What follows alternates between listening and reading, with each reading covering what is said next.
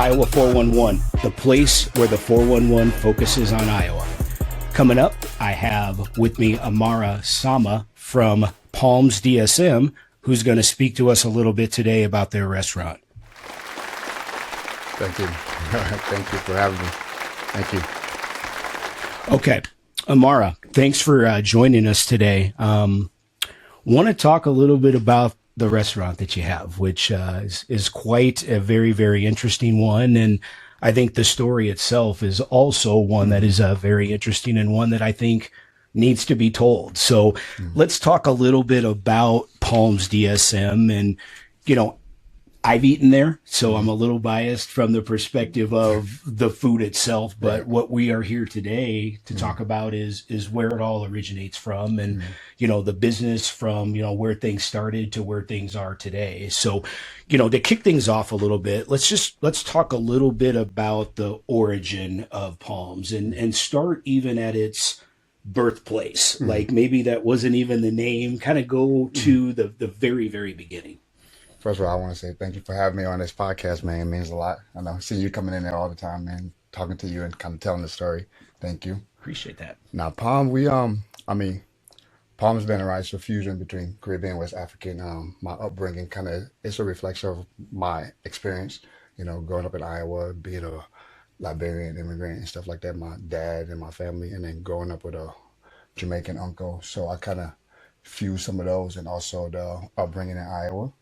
So it's kind of reflect what I've been through and the flavor and the food, and so that's that's what it is, and it's essentially kind of we've been around for a while, you know, like the story, like a lot of people saw us starting off when we first initially started. We started off as Roots Afro Caribbean, and kind of, you know, after a little while we kind of rebranded a little bit to kind of make it something that will reflect, like when I think about the palm tree, like where do you see a palm trees at? Yes. Where they're, you know, somewhere hot and tropical. So we wanted to kind of bring that vibe, bring that vision, and then the food was going to speak for itself. Okay. Very good. And I like the idea behind the logo, which listeners and viewers, we will go to their website here in just a bit. But let's speak a little bit more about how Palms' name got out there. And, you know, I remember seeing you way back at the farmers markets for as long as I can remember. So kind of talk about that journey a little bit. Yeah, I think it's one of those journeys. For me, it's a fun journey because when just business in general is hard, you know, like, but starting it and just being consistent and persistent with it and just seeing the vision come through.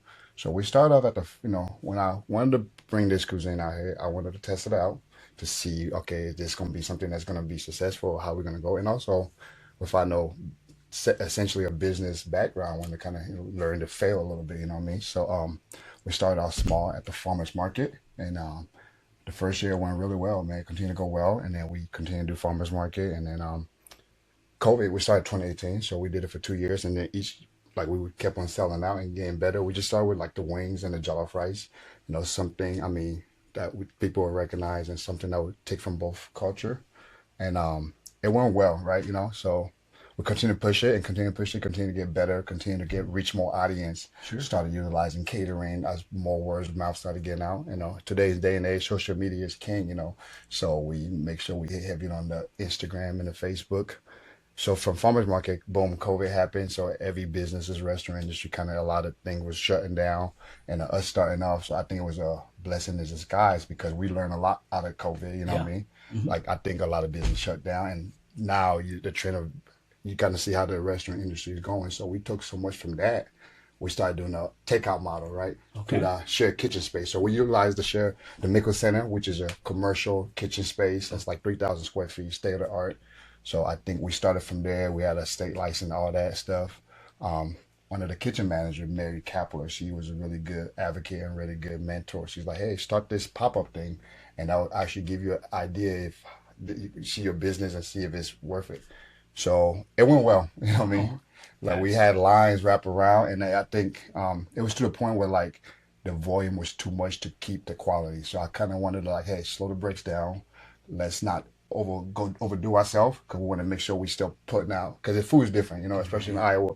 One little error, somebody's gonna have that that's what they think of that food. So we want to make sure whatever their first time trying the Caribbean or West African food, want to make sure is their best experience. So we kind of shut that pop up down just to because the line was long. It was 45-minute wait. It was just it was a lot learning curve going through it. Right. So for our mental health to make sure we just kind of like after like 4 or 5 pop up, we stop that for the better, and then we focus on more catering, and then farmers market came back up. So slowly people started crawling out of it. So 2021 now we a good friend of mine, the Say Cheese guy, he's another farmers market vendor. He's like, hey, bro, I do this thing called RAGBRAI, and we travel along the state of Iowa. So I've heard of RAGBRAI. I'm pretty sure a lot of people are here in Iowa. Oh, You definitely. can't be in Iowa and not have heard That's of right. RAGBRAI. RAGBRAI. Yes, sir. So shout out to RAGBRAI. But no, it was for us, we was like, okay, should we do this? How are we going to do it? And then, man, Claude, it was hard. RAGBRAI was difficult because you essentially setting up, opening shop every single day, and then there's 35 or 25 plus thousand riders and plus the town, and then some of these towns you go to you gotta it's like the logistic just to set up for a ride, right? You gotta kind of, it's a risk because you gotta plan out, okay, this, I think I'm gonna sell this much. Hmm. Our first year, I mean, we brought so much thinking we're gonna sell as much as the Say Cheese people. We didn't even touch that number, but you know what, we learned, what I'm That's saying. right. Second year we came back, and we got better. For us, it was a confident booster doing RAGBRAI because one, we go to these small towns that we would probably never go to, but Right. we was able to sell the chicken and rice, and it was selling out. So I'm like, okay, we got something good going on. So There you go. Well, and shout out to you all for not taking the money, right? Because there's a that's, lot of businesses that during that time when things are really ballooning for you, yes, sir. it's really easy to get sidetracked by all of the money that's coming in. Yep, And then you start to let the quality slip, which is exactly. something that I really respect from you is Hmm. it's the quality over the quantity. Amen. And that Absolutely. is why you are going to see a lot of success during Thank you. your time here. So now let's talk a little bit about now that you've learned Hmm. what you've learned through COVID and the takeout model. Hmm. And by the way, that was the model, Yeah. during 2020 and Yep. 2021, is it was literally just takeout. So Yeah. how do you translate that thinking into the restaurant that you have today? Because that would have been the next step, right? Okay. Absolutely. Let's talk a So little bit with about that, that. I think with the takeout model, it allowed us not to rush to get a restaurant space. Right. Because I mean, when you start a business, especially in the food industry, when it's going well, everybody want to get a restaurant space. But so a lot of people don't have restaurant experience, which in my case I didn't. I mean, I worked at KFC, Taco Bell growing up at Iowa State. I work at the catering department here and there, but I think it just the what goes into doing a restaurant is difficult. The margin is very tight. So for us, we didn't rush. It was just kind of like one. I mean, I'm a huge person with faith, so I kind of just trusted the man upstairs. Like, hey, man, I'm gonna keep waking up every day, put my shoes on, and keep doing as much farmers market until things fall into place. But those things fall into place because I continue going. You know what I mean? So with the takeout model, we learn a lot. Like I took, like with me, like I'm taking notes. I'm doing research on like different restaurant concept, like what's around here, like what's being successful. Because after COVID, a lot of stuff that was before COVID is not gonna survive. Because and I Right. think for me in the industry, just from my little view, there's a lot of shift. Just like technology, like iPhone, but first iPhone has changed to what we got now. I think in the food industry after COVID, there's been a lot of changes. What's working, back then you could go into a restaurant and eat, but now you got to, okay, people are looking at social media. What is the aesthetic? What is this place? What vibe is that? What does the food look like? And it's us, we was kind of dealing with a lot of things because we have a food that's not the norm here, you know what I mean? So I got to make sure I play my cards right. And I'm pulling, like, there's so many things I could pull from each culture. I could go as deep as one, but in Iowa and the States, a lot of people eat with their eyes, you know what I'm saying? So I could make sure I'm putting something that they recognize. So I got, obviously, and also staying true to who we are, you know what I mean? Right. Right. So, Interesting angle. yeah, Very interesting angle. Now, let me ask you this. During RAGBRAI, 'cause I want to go back to RAGBRAI yes, just sir. because of how popular it is here in the state of Iowa for all of our listeners. What happened one year where you didn't have enough? Man, hey, sink or swim. Right. Okay. Okay. So, I know the first year we had we sold, let me just give you guys an example. So, I think the first year we brought like 3,000 pounds of chicken wings, 300 pounds of rice, and our jerk barbecue sauce we brought like, cause we brought a small amount and that was out the first day. And then the first, after a while, then like second day we had a flat on our reefer truck, so we got a refrigerator truck, so to keep the food like it's like a refrigerator to keep the food cold at the proper temp. Now you got a nugget, regular box truck that keep all of our like grill, our charcoal, and then we have like just different things. So if we run out of food, okay, so we plan out like each town we stop at the lunch town. Okay, I got to know, is there a Walmart? What's the closest Walmart? And going into that knowing that you're not going to get cell phone service because it's like the cell data is like one cell data and 30,000 riders, so you're not going to get nothing. So just got to go old school way, make sure we print out the map, you know.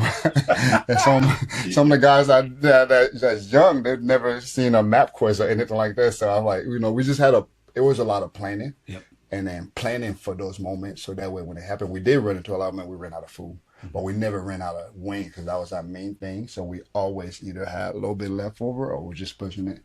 But we ran out of things. We got some, like say a flat tire. We got lost.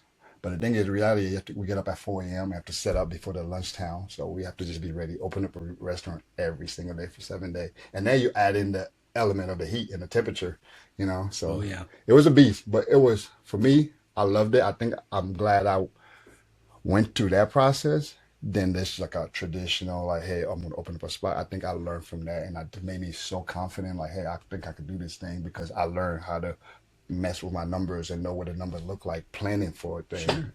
And I think that's the most, when you talk about the restaurant industry, the margin, like you have to know your margin. You know what I mean? It's so critical. Absolutely. That can make or break you. So, okay. So when you think about what makes your business unique, Hmm. what would you say is that one thing that stands out with Palms that you wouldn't get at another Caribbean type restaurant? You know, I think one, customer service, man. I think we really pound on that, man. That's a book um I read by Danny Myers called Setting the Table, and it kind of just tell you about the importance of customer service. And then there's another book I can't even think of off the top of my head. It's by this guy. He opened up a restaurant in New York. He was like one of the best restaurants. He just preached about customer service, knowing your customer. You know, because for us, in our case, like I say, a lot of people coming in that new, it's their first time. We want to make sure the food's gonna speak for itself, but we want to make sure they feel welcome, they feel appreciated.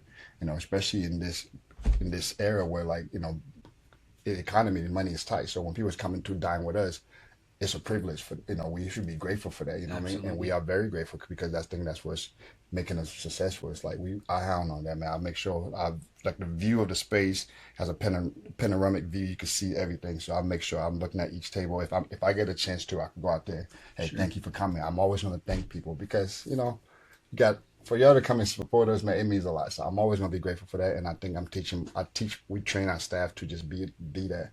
So that's what stands us out. You know, like you go the if you look at most Caribbean or African restaurant, the standard is just like the cloud above it is like the customer service bad. Sure. So I wanted to knock that status quo and be like, you know what? Let's that's not who we are. We Absolutely. want to provide we want to provide top tier customer service.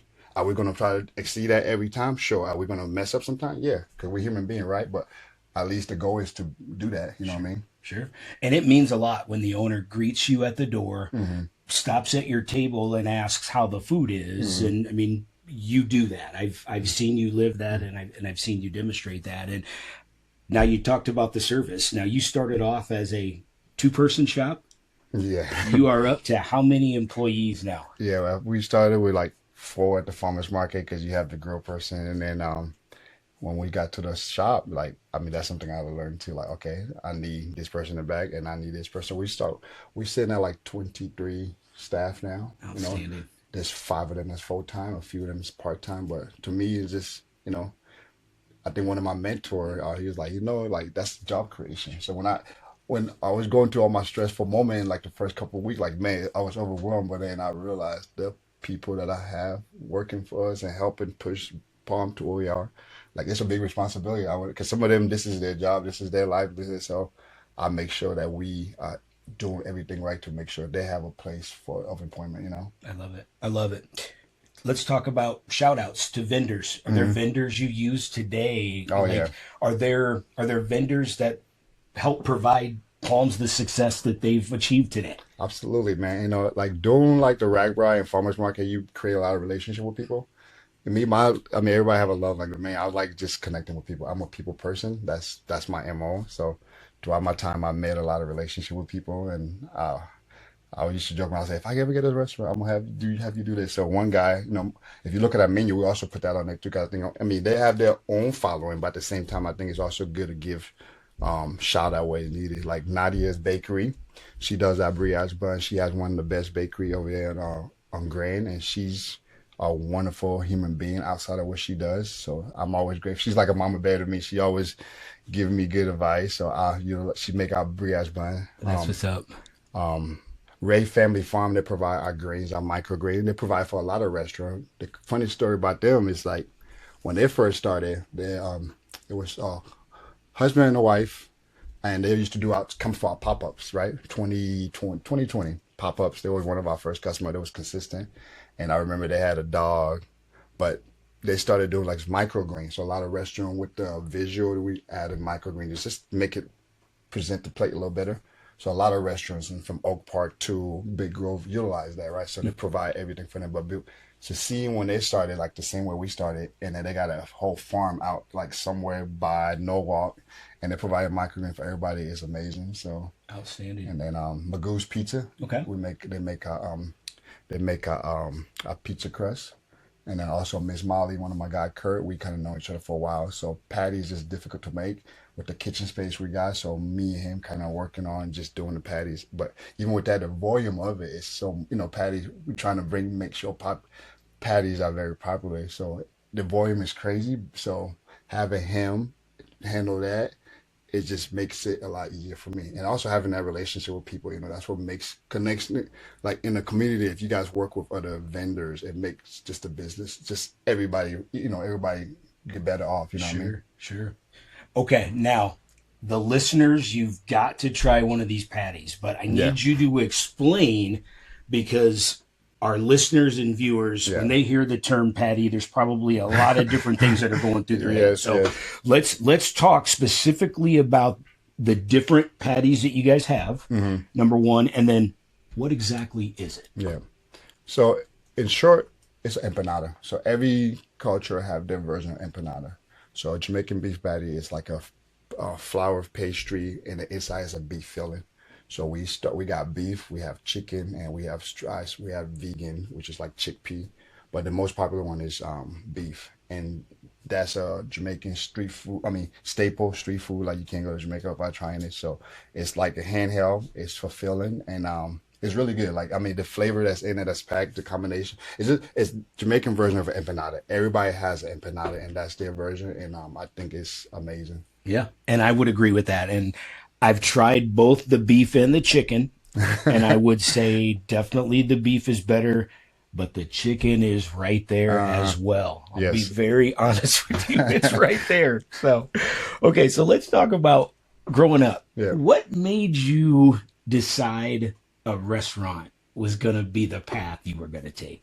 Man, to this day, I don't know. I mean, if you ask me like when I was in high school, I probably would have like laughed at you, because sometimes, like, again, again, my faith, the plan that he got for us is bigger than ourselves, right? Sure. So, I'll just tell you a little bit about me. I was a sports guy with the oldest of six boys here growing up.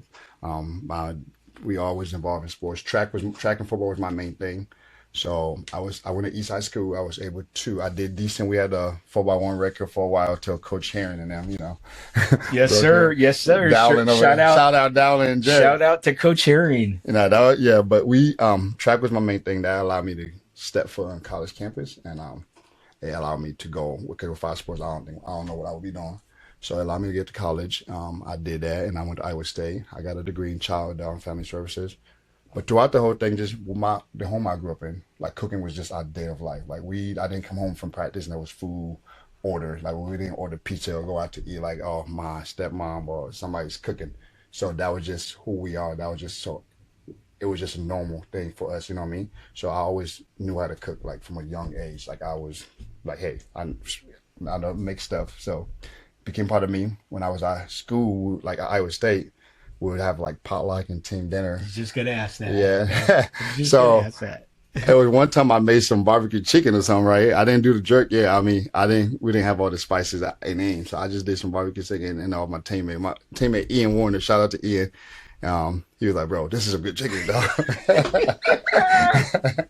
So I'm like, man, I think he was hungry. So, I didn't think nothing of it. But, when sometimes that's why it's good to have people in your life to kind of, because we all need people to give you that encouragement, right? I just Absolutely. never really, like, I wasn't, like, it wasn't right in front of me. It was always like, hey, man, you make some good food. You make some good food. Whether it's Ian, whether it's my coaches, whether it's that. So I always heard that, but I never really like, okay, whatever.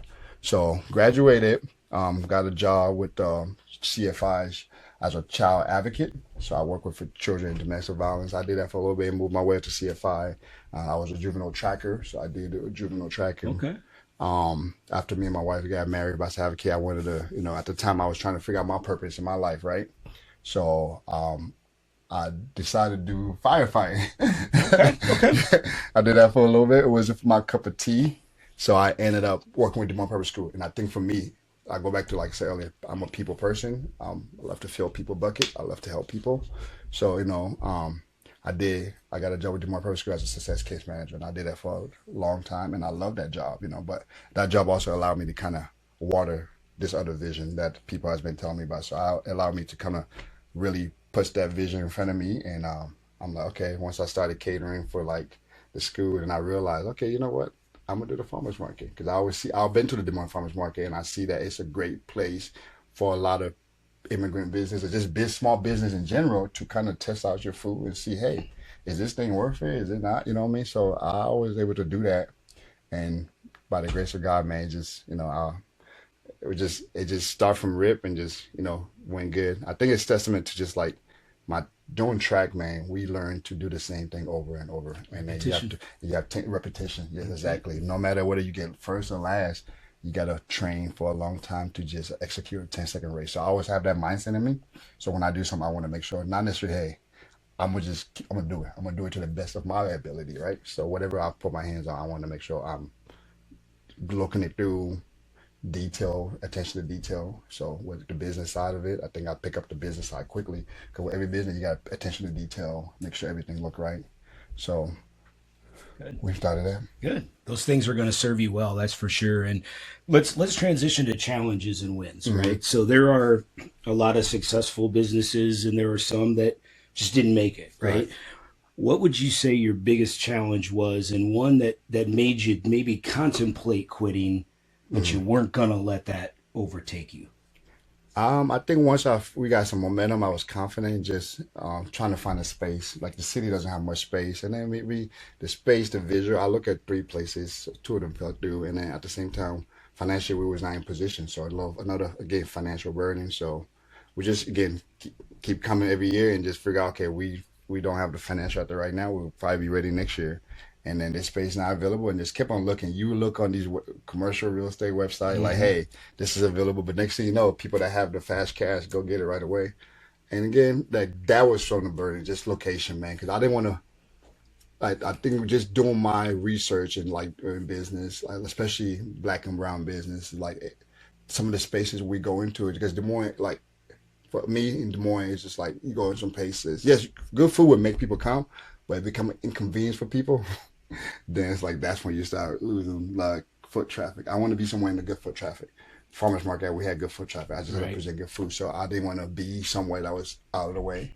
And then also the vision that I have, I want to make sure like when they come in there, like the cocktail, everything is just hitting. So those challenges is finding a good location, man. I think I got this by the scrape, Hmm. because people in my circle that helped me, with a knock on doors and stuff like that. So, That's it. Things happen for a reason. amen. Number one, location is very key. Absolutely. But the thing you said that stands out most to me is the fact that you weren't going to create a financial hardship for yourself Yes. while finding the best Yeah. location for the business. Because Ab- at the end of the day, the business can live as long as you want it to live, but you got to be in the right Yeah. position, and you Is got to be, you just have to be in the right place as well too. yeah. So that's good to hear. Now tell me the biggest win or the moment you were most proud of when it happened. Man. when I said the day before we opened, I was like, "Is this gonna work?" I'm still like, you put your financial. The wife, she trusts you. You like, shout out to my wife, man. She's with this. She's been on my side and just like, believe the vision. I mean, she's an accountant, so I have to make sure I bring every fine tune. Like this was gonna work, like every detail. But we know we had a business plan. We had some rough numbers. Like, okay, this is what we hit. We hit this. Just the first year went beyond what we anticipated, and I think it's a blessing. To this day, I still pinch myself because most business, and when you start off, it take a while. But for us, man, it's like whoa, whew. But then obviously, like I didn't tell you earlier. I think like just not knowing all that coming in, you got to realize you got to pay the tax man too. The tax man gonna come. Facts. They want their piece of cheese, man. Facts. Oh yeah. Oh yeah. So you read story about how I'm a learner, man. I'm like, okay, why did this business fail? Why did this didn't work out? A lot of issues, tax. I try to do things right and just get that out the way. That's what's up. All right, let's talk about something that you learned through the process that you wish you knew when you first decided you wanted to open a restaurant. Man, just people, understanding people. Like for most of my career, like with my degree, I got a child family service degree. I work with juvenile, and then I work with elementary student. So my personality is very like the big brother role. But in this industry, man, you just have to learn one, giving people grace and understanding each staff. So I think for me, like sometimes people learn at different pace. People expect you might have to teach somebody things more than a couple of times for them to understand. So just understanding staff, because when you look at some story about other restaurant owner, it gets frustrating. It's a frustrating business sometimes. It's easy to like just latch out. So I try to keep composed, and I try to keep myself cool in what I'm doing, make sure I don't burn myself out. Because burnout leads to frustration, and next thing you have to lash it out, and then obviously you have to make sure you the restaurant is going, so you're providing for your staff, everything. So it's a lot that's on people's shoulder. So for me, I try to just find that balance. My self care is very important, and so that way and then just understanding like people, my staff, understand the customers, teaching them to understand the vision from what I have. That's come with training, training That's them. it. That's it. Self care. Self care. Make sure we all do it. Okay, let's talk about now your events. So you do like special themed events Hmm. that are at the Yes, restaurant, sir. some of which are reservation. I guess kind of talk about what those look like. Yeah, so throughout the time when we were starting, we used to do something called with Wine Fest. So shout out to Wine Fest. I almost forgot about them. Okay. They had two girls that do like event with like wine and stuff like that, and it brings a different crowd of audience. So we connected with them. We used to do events with them, and then when we first opened up, they wanted like a wine course dinner, where we it was a reservation, and we did a menu, created a menu that wasn't even on our regular menu, but I also stayed true to our flavor. It went really well. So we did the first one. I think we sold the ticket was sold out in like 2 days. And for me in Iowa, I think if you look at other cities, because we like to travel, those things are already being done. Most restaurants are doing like dinner or collabing with other big restaurant, like other restaurant owner to do create dinners, reservation dinner. So it hasn't come all the way here. It's coming. So I think when we did with the wine fest, it went well, and we did another one with cultural awe. Okay. So it's a program that highlights different culture in Iowa. Then they wanted to do one, and we did a fundraiser for when a hurricane happened in Jamaica. We wanted to did a fundraiser for Jam Iowa. We did like a little karaoke dinner for that to raise money. It went well, but I enjoy that because for us, it allowed us to dress up a little bit to kind of get creative and try to played it nicely. The visual, like what you would get at like a fine dining place. So it allowed us to get a little fancy, but also staying true to who we are, man. Sure. And also it's more intimate. You know what I'm saying? It's not like it's a different setting compared to you come in, the music is vibe. Over here, it's like you get the courses, the first course, the second course. So it allowed us to kind of, I love that because, it allowed me to really dig deep and kind of Sure. challenge me. You know what I mean? Sure. I like that term, intimate. Hmm. Intimate sounds very one on one, if you will. So let's jump over to the website just a Hmm. little bit, just so we can share this with our listeners here and also our viewers. If you are looking at our screen here right now, this is the Palms website, and it's eatpalms.com.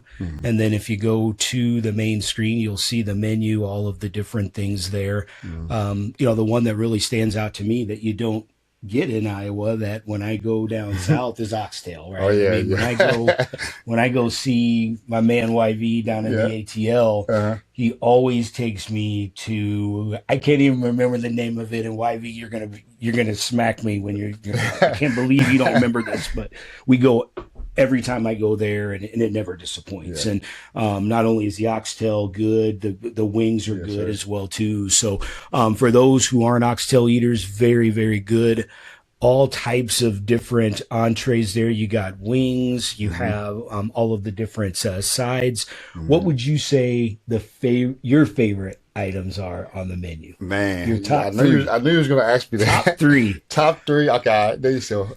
For me, the suya shrimp. So that's a dish I wanted to bring in Iowa. Okay. And it was a challenge because people, from getting people to pronounce it right, to see what it is. It's a little more close to me because it's like the spices that's in it, and creating something, because a lot of places have something called pepper shrimp. So pepper shrimp is obviously shrimp with the pepper sauce and a bed of rice. So the suya, I want to incorporate the suya because I wanted to bring that suya flavor here in Iowa. So for me, that's my favorite because it's a beautiful dish. It's creamy with cooking the milk with the nice shrimp and all that. It got enough heat. It have heat, but it's not like overwhelming. Gotcha. So that's my favorite because just the combination of all of that just create a great taste, man. Okay. And then the taco is, I think that's everybody's favorite because the jerk chicken tacos, you get 3 tacos, man. We sell so much tacos. I think it's a safe way to start. If you've never been there, I always tell them, hey, start here. That would kind of tell you where the heat level is at. And then we make everything from scratch. That's another thing. The mango salsa, we buy mango from Seafresh or different places, tomatoes. So the menu is very small on purpose. So that way everything is made from scratch. Absolutely. And watch for all of our listeners and those watching, just a short menu. I will also say the specialty cocktails are very good. The mocktails are very good. Also, I'm going to be honest with you all. You can't go wrong with anything on the menu. You probably tried everything on the menu already. I know you did. Pretty much so. Pretty much so. This episode of Iowa 411 is proudly sponsored by Soul Shots Photo Booth, providing premium photo booth experiences for weddings, corporate events, and private celebrations throughout the Des Moines area. Enhance your next event with customized photo experiences at soulshots.com. All right, so as we wrap up here, I want to do a little rapid fire.